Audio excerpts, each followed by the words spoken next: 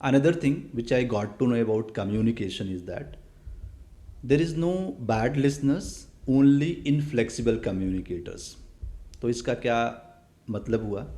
इसका सिंपल सा मतलब ये है कि अगर मैं कुछ भी आपको समझाने की कोशिश कर रहा हूँ और आपको समझ में नहीं आ रहा है, तो इसका मतलब ये नहीं है कि आपको आपके समझने में कोई प्रॉब्लम है।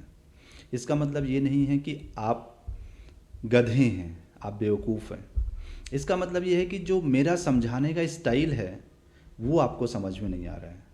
तो इस केस में मुझे क्या करना पड़ेगा कि मुझे अपने कम्युनिकेशन स्टाइल में इन में फ्लेक्सिबल होना पड़ेगा। I have to find out the way through which you understand me. और ये मैंने प्रॉब्लम देखी है जब हम लोग स्कूल में थे। तो 50-60 बच्चों की क्लास होती थी, उसमें एक टीचर था। टीचर का एक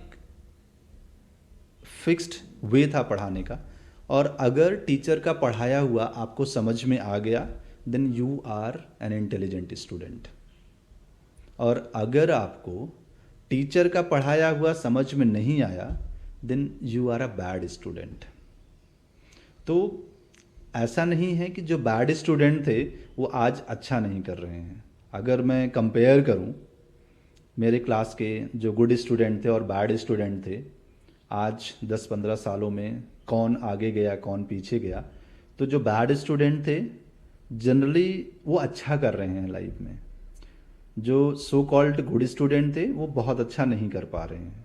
तो इसका मतलब ये था कि टीचर के पढ़ाने का स्टाइल किसी को समझ में नहीं आया तो वो बैड स्टूडेंट नहीं हो सकता है।